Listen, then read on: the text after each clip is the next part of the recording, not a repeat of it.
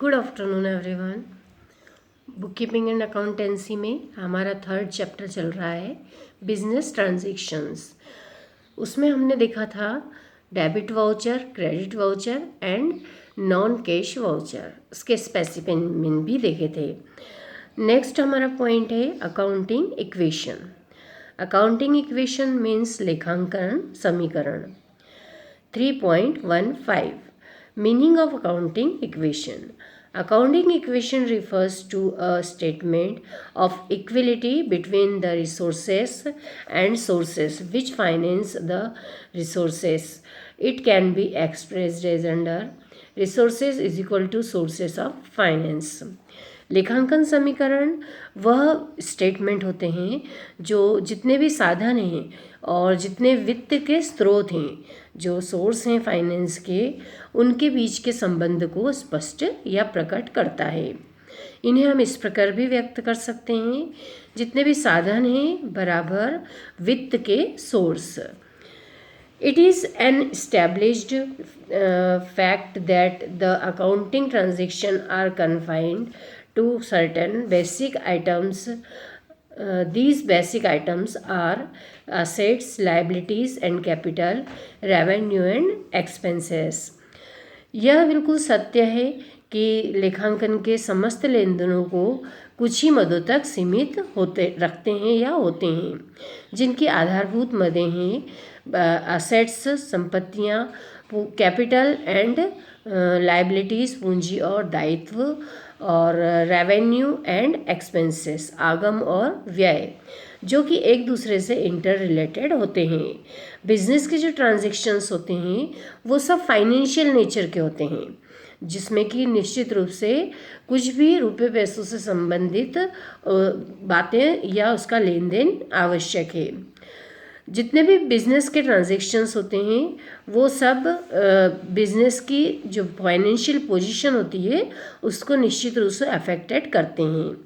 ऐसे सभी लेन देन या तो सेट्स या लायबिलिटी कैपिटल में वृद्धि करते हैं या फिर कमी करते हैं। तो बिजनेस के जितने भी साधन होते हैं, जितने भी रिसोर्सेस होंगे, जिन्हें प्राप्त करने के लिए कुछ स्रोत या कुछ सोर्स की आवश्यकता सदैव होती है।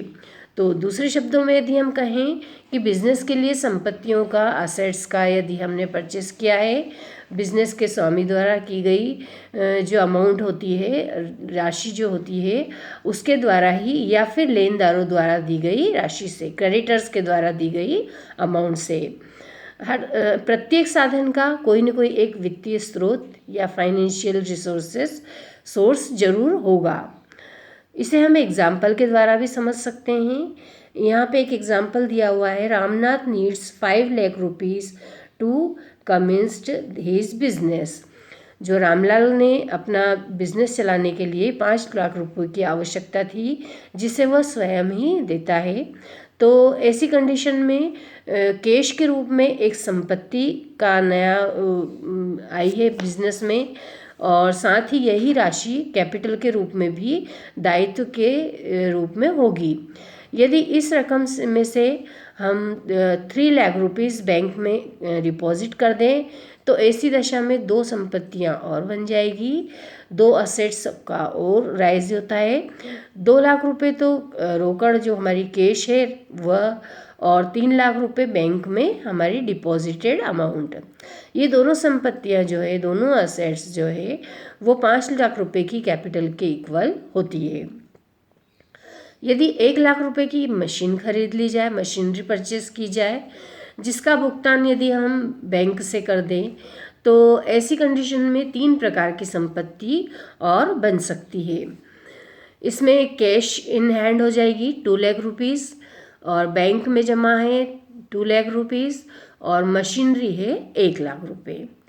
तो ये तीनों ही मिलकर 5 लाख रुपए की कैपिटल के बराबर होगी। इस बात को या इसे हम इस इक्वेशन के द्वारा भी समझ सकते हैं। This can be explained with the help of the following equation. Capital 5 lakh rupees, assets 5 lakh rupees. यहाँ कैपिटल जो 5 लाख रुपीज़ है उसमें से 2 lakh rupees cash in hand और 3 lakh cash at bank.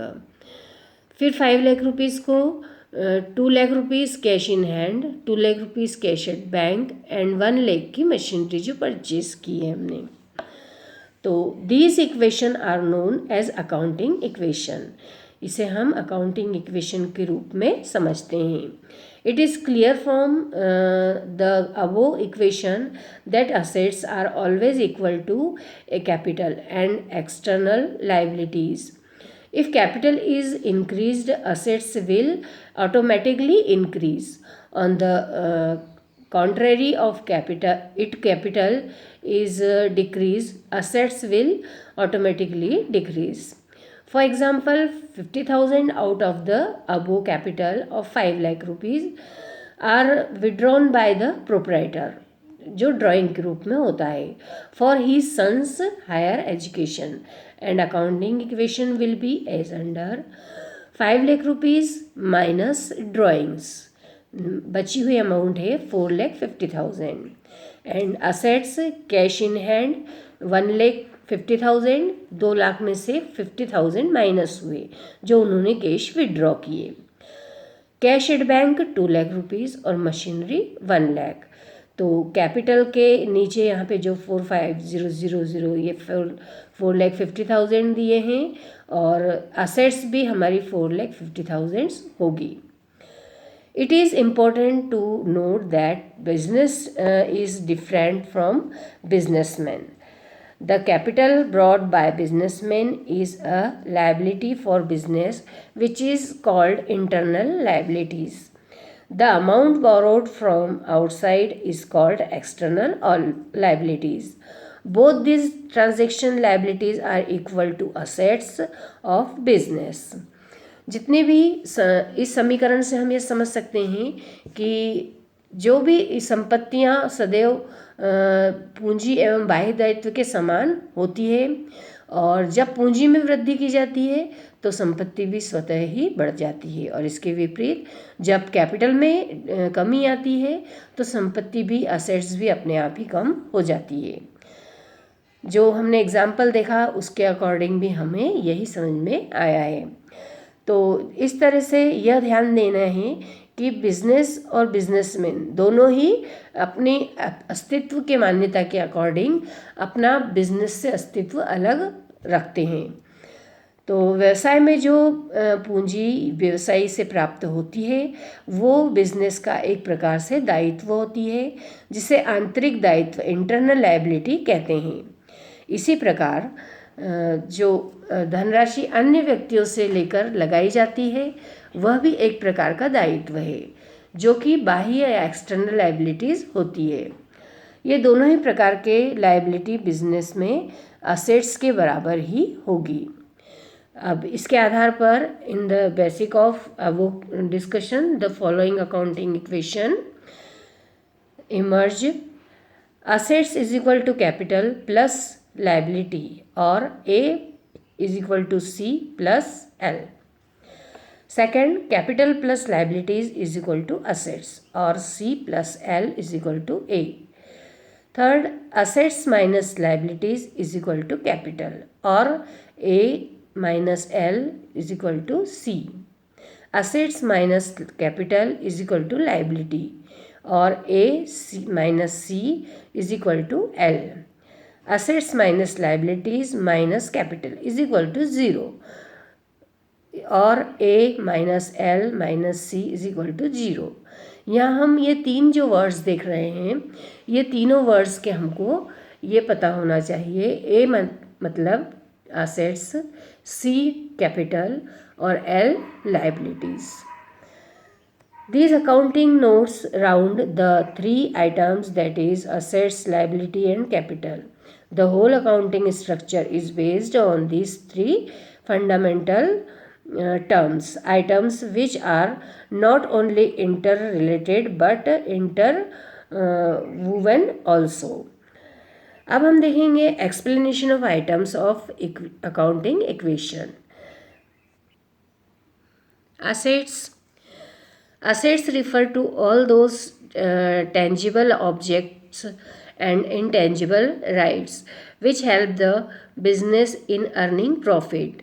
In other words, assets are those sources with the help of which a business can be operated and profit can be earned. Explanation of assets: cash in hand, cash at bank, debtors, bills receivable, investment, closing stock, land, building, machinery, equipments, furniture, patent and trademark, goodwill, acquired income, prepaid expenses, ये सभी क्या है, assets के रूप में है. Liabilities is in accounting language including internal liability and external liability, that is proprietors claim and creditors claim against assets of business. Proprietor claims is known as capital. All financial obligations except owners fund are called external liabilities of business. These are of two kinds: current liabilities or short liabilities. Second, long term liabilities or fixed liabilities. Examples of external liabilities: creditors, bills payable, outstanding expenses जिनमें salary, wages, rent etcetera, bank overdraft, external loans, debentures, employees provident fund, employees compensation fund, unearned income, amount received in advance. ये सभी liabilities जो external liabilities के रूप में हम जानते हैं. Then capital, the amount of investment made by the proprietor of business in the form of cash, goods and other things is called capital. In accounting language, it is an excess of business assets over external liabilities of business. Whenever there is a profit to business, the capital increase, and whenever there is a loss in business, the capital decreases. Similarly, when the proprietor invested additional amount in business, the capital increase. Whenever he withdrawn cash from business for domestic use, the capital decreases. In fact, proprietor's claim against assets of business is called capital. It is also called owner's equity or owner's fund or net assets or net worth. तो हम देख रहे हैं कि assets, liabilities and capital, ये 3 important terms business की होती है. असेट्स जैसा कि बताया था कि जितनी भी हमारी टेंजिबल एंड इनटेंजिबल जितने भी हमारे ऑब्जेक्ट्स हैं जो कि बिजनेस के प्रॉफिट को बढ़ाने में हेल्प करते हैं, तो वो सब असेट्स मानी जाती है. दूसरे शब्दों में यदि संपत्तियां को देखें तो ये वे ऐसे साधन हैं जिनकी सहायता से हम बिजनेस को ऑपरेट करते हैं और प्रॉफिट अर्न करते हैं. और लायबिलिटीज़, व्यवसाय में स्वामी द्वारा जो ऑनर्स फंड होते हैं उनको छोड़कर बिजनेस की सभी जितनी भी फाइनेंशियल ऑब्लिगेशंस होती है वो सब लायबिलिटीज़ की श्रेणी में आती है. ये 2 प्रकार की है, current and long term liabilities.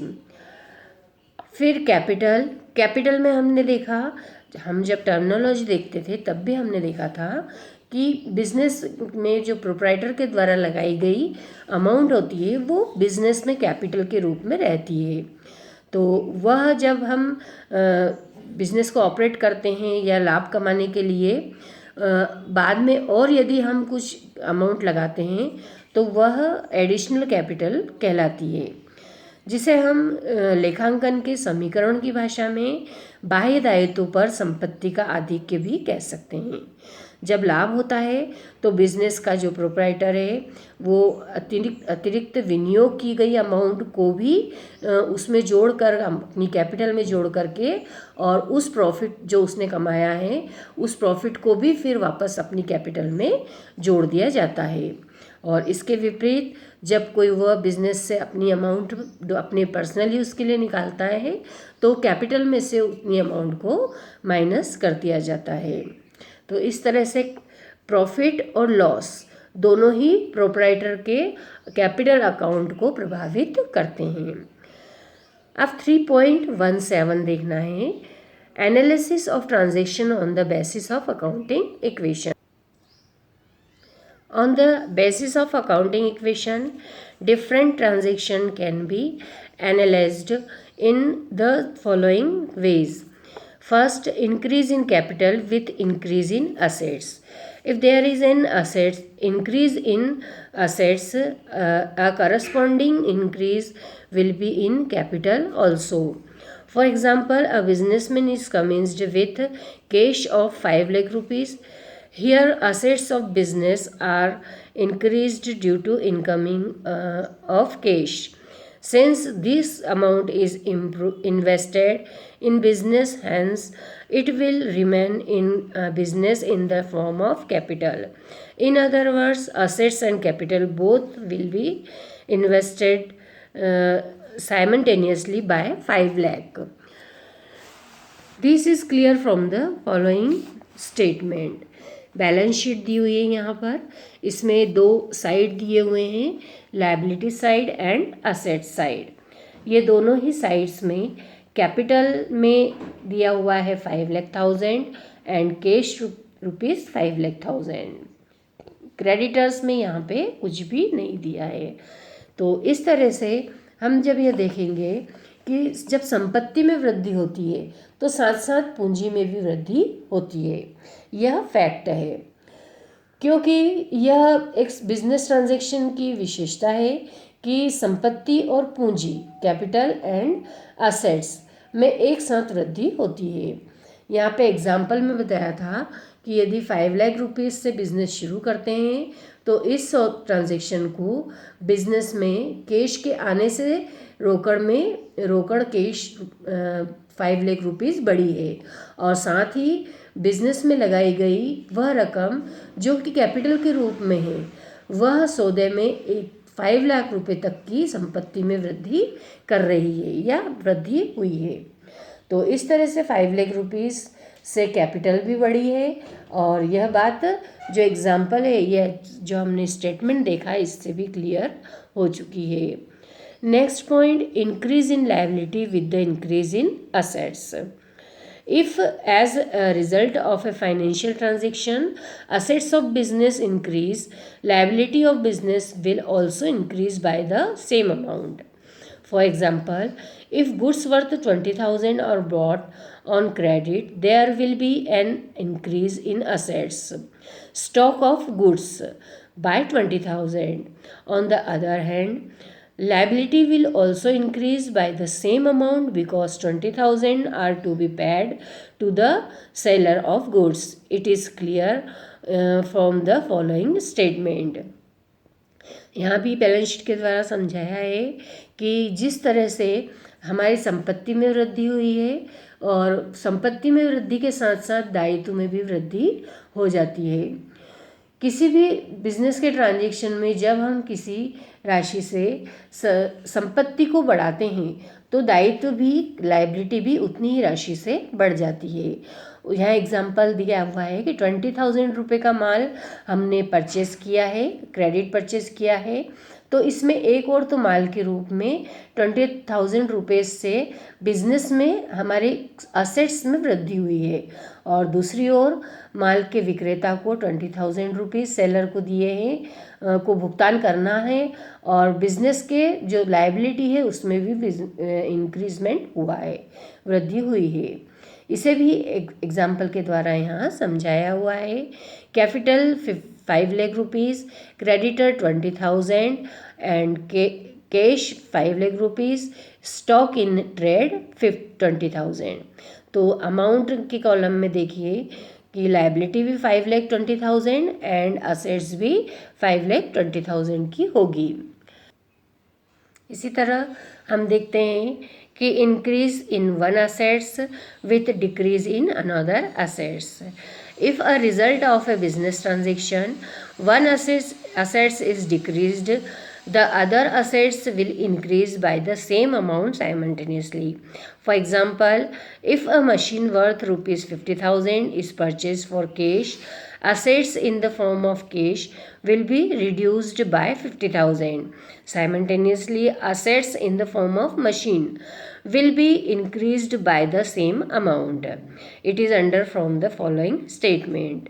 इसमें भी बैलेंस शीट के द्वारा हमें बताया है capital 5 lakh rupees, cash 5 lakh rupees minus 50,000 जो कि मशीनरी परचेस किए, जो माइनस की गई कैश में से, और कैश बची है 4,50,000 और मशीनरी 50,000।